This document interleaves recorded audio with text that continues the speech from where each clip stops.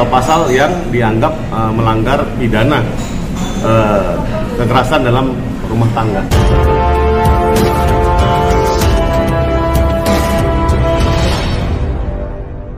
Herdian sebagai seorang praktisi hukum melihat kasus kekerasan KDRT terhadap Sarani yang dilakukan oleh Rizal Gibran, melihatnya seperti apa, Pak Herdian?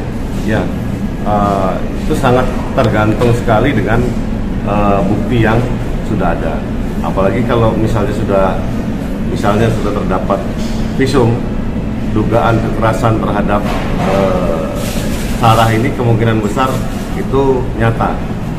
Dan saya pikir Polda Metro, unit PPA, Perlindungan Perempuan dan Anak, dia akan mengambil langkah langsung, yaitu dengan melakukan penahanan terhadap suaminya Rizal Gibran ya. Jadi saya pikir lebih bagus karena mereka ini bekas suami istri, baiknya islah lah, berbaik-baikan lah. Karena jika tidak ada perdamaian, kemungkinan besar penahanan itu ada. Untuk kekerasan KDRT-nya dampaknya bukan dampaknya apa sih, mengenai hubungan badan antara suami istri itu, apakah itu bisa dikatakan KDRT juga? Ya. Jika kekerasan itu terjadi di dalam rumah tangga, itu keadaan apapun, ketika dia verbal, kemudian psikis, ataupun dalam keadaan dia akan melakukan hubungan seksual, ataupun apapun yang terjadi di dalam lingkungan hubungan rumah tangga, kemungkinan besar itu akan termasuk pasal-pasal yang dianggap melanggar pidana kekerasan dalam rumah tangga. Bang, ada perbedaan khusus dari KDRT fisik dengan KDRT psikis? Itu cuman perbedaan yang mendasar adalah ketika psikis itu dia verbal melalui kata-kata, artinya visumnya itu visum psikologis, psikolog yang memvisum. Tapi kalau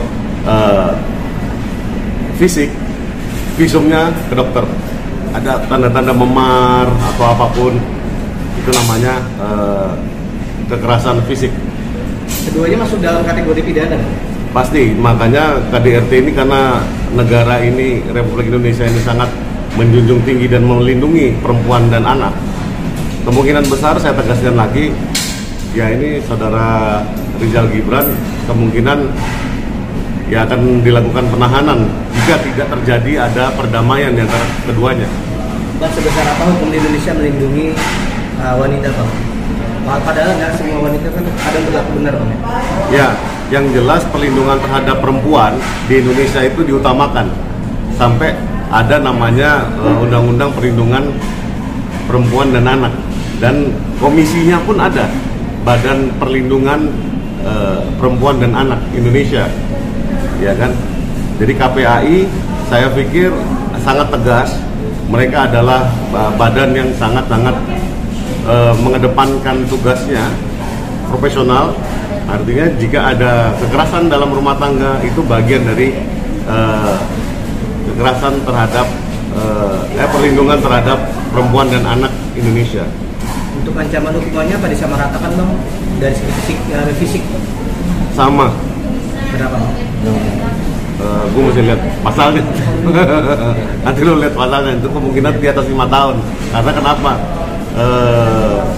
Dia tidak tergolong yang tidak bisa ditahan. Jadi kemungkinan besar dia pasti ditahan.